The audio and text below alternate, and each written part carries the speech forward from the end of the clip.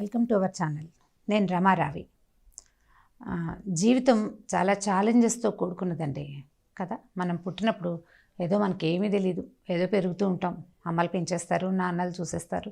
కొంచెం వయసు పెరిగాక అంటే ఒక 5-6 ఏళ్ళు వచ్చాక, పాత రోజుల్లో అయితే 5 ఏళ్ళు వచ్చాక స్కూళ్ళు, ఇప్పుడు 2 ఏళ్లకు లేకపోతే ఉద్యోగస్తులైన పేరెంట్స్ తాలూకు పిల్లలైతే 5-6 నెలలకే వాళ్ళ లైఫ్లో ఛాలెంజెస్ మొదలైపోతాయి. అంటే ఇక్కడ అడ్జస్ట్ అవ్వగలమా లేదా అనేది ఒక ఛాలెంజ్, సాయంకాలం వరకు ఏడుస్తూ ఉండగలమా లేదా అనేది పిల్లల ఛాలెంజ్.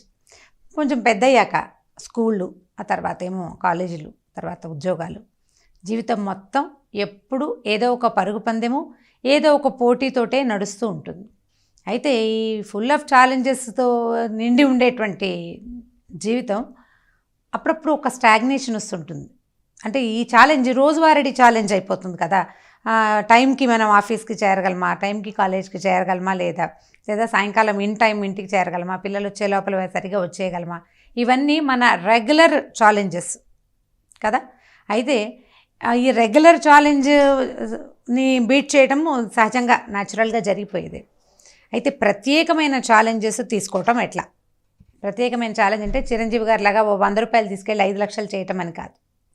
మనం చేయలేము అని అనుకునే పనులని చెయ్యడానికి ప్రయత్నం చేస్తూ ఉంటే మన జీవితం యాక్టివ్గా అవుతుందండి. అంటే జీవితాన్ని యాక్టివ్గా ఉంచుకోవటం అవసరమే కదా. ఇదివరకట్లాగా మనం గుంపులో ఉండటం లేదు, ఒక్కొక్కళ్ళము, ఇద్దరిద్దరము, ముగ్గురమే ఉంటున్నాం.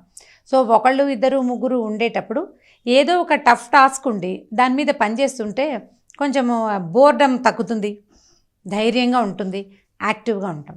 సో రెగ్యులర్ ఛాలెంజెస్ ఎట్లా తీసుకోవాలి? మనం పొద్దున్నే లేవలేం, కొంచెం లేటుగా లేస్తాం.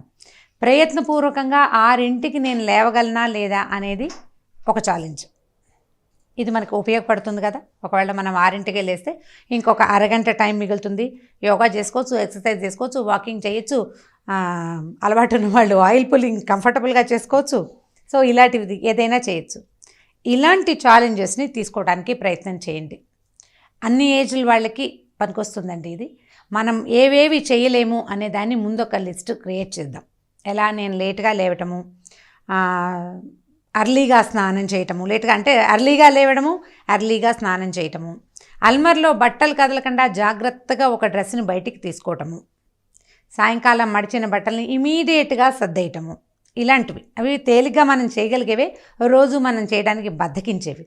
సో ఈ బద్ధకాలని బీట్ చేయడానికి ఒక్కొక్క ఛాలెంజ్ పెట్టుకోవటం. నేనైతే ఎవ్రీ ఇయర్ January 1 అందరూ పండగ చేసుకుంటారు. మన పండగ అయితే ఏదో లేని పార్టీస్ చేసుకుంటాం కదా. ఏదో చిన్న పొన్న పార్టీలు, నలుగురం కలిసి ఏదో చోట ఎంజాయ్ చేస్తాం, టీవీ చూస్తాం, కబుర్లు చెప్పుకుంటాం. ఓపుకున్న వాళ్ళు అంటే సరదా ఉన్నవాళ్ళు కేకులు అవి కట్ చేస్తారు. మిగిలిన వాళ్ళు రకరకాల పెద్ద రకపు సరదాలు ఉన్నవాళ్ళు వాళ్ళ సరదా వాళ్ళు పడతారనుకోండి. నేను every year new year resolution ఏదో ఒకటి పెట్టుకుంటూ ఉంటాను. అందరినీ అడుగుతాను, ఏరా ఏంటి ఈసారి న్యూ ఇయర్ రిజల్యూషన్ ఏం తీసుకున్నారు అని.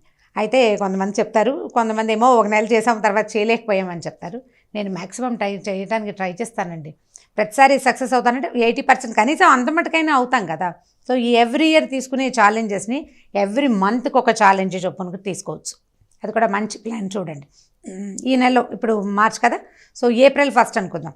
April 1న మనం రెగ్యులర్గా చేయలేకపోయి ఇది చేయట్లేదు, దానివల్ల మనకు ఇబ్బంది అవుతుంది అని అనుకుంటున్న లిస్టులో నుంచి ఒక పనిని పైకి తీయండి.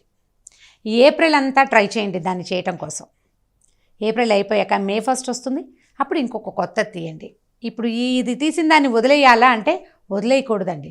మామూలుగా ఏ పనినైనా మనం 21 సార్లు చేస్తే అది మనకి హ్యాబిట్ అయిపోతుందట, మన బ్రెయిన్ దానికి అలవాటు పడుతుంది.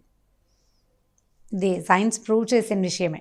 సో ఈ ఏప్రిల్ నెలంతా బలవంతంగా అయినా ఆ పనిని కనుక రెగ్యులర్గా చేయడానికి ట్రై చేస్తే తర్వాత కనీసం 70% మనం ఆ పని చేయడానికి అలవాటు పడతాం. సో మన రెగ్యులర్ జీవితంలో కొంత క్రమశిక్షణ ఏర్పడుతుంది. సో క్రమశిక్షణ కావాలి అంటే మనకి ఛాలెంజెస్ కావాలి. ఏ ఛాలెంజ్ని ఎవరెవరు తీసుకోగలుగుతారో ఆలోచించి చూడండి. అంటే కొంతమంది ఉంటారు, అంటే నేను కూడా ఆ బంగారు తల్లుల లిస్టులో లేననుకోండి, చక్కగా ఒకటే టైంకి లేవటం, అర్లీగా బాగా 4 o'clockకే లేచేసేయటం, 4-5 రకాల పనులు చేసేయటం, తొందరగా స్నానం చేసేయటం, పొద్దున్నే పూజ చేసేసుకోవటం, ఇవన్నీ చేయగలిగే వాళ్ళకు కూడా కొన్ని చేయలేని టాస్కులు ఉంటాయి. నిద్ర లేవటం టఫ్ టాస్క్ కొంతమందికి, తర్వాత పనులేవో టఫ్ టాస్కులు లేకుండా ఎట్లా ఉంటారు, అందరం మనుషులమే కదా. సో అంత చక్కటి బంగారు తల్లులు కూడా ఫలానా పని మేము ఇది టఫ్ టాస్క్ ఇది చేయడానికి ట్రై చేస్తాము అని కనుక ప్రయత్నం చేస్తే జీవితం లైవ్లీగా ఉంటుందండి, చాలా సరదాగా ఉంటుంది. అంటే మొదటి పెట్టిన రోజునే చెప్పబోకండి, రెండో రోజున మీరు చేయకపోతే మిగిలిన వాళ్ళు మిమ్మల్ని ఎక్కిరించే అవకాశం ఉంటుంది. కాబట్టి ఒక 10 రోజులు కనుక చేసి అప్పుడు 11వ రోజున నేను 10 డేస్ నుంచి చేస్తున్నాను అని మీ ఫ్రెండ్స్కి కానీ ఇంట్లో వాళ్ళకి కానీ చెప్పండి. మొదటి రోజున చెప్పారా, రెండో రోజునే మనం అపహాస్యం పాలైపోతాము. జనాలందరి దృష్టి మన మీదే ఉండటం వల్ల మనం ఆ పని సరిగ్గా చేయలేకపోతాం కూడా. కాబట్టి టఫ్ టాస్కుల్ని, మనం అసలు చేయలేని విషయాల్ని ఛాలెంజెస్గా తీసుకుని చేయడానికి ట్రై చేయండి.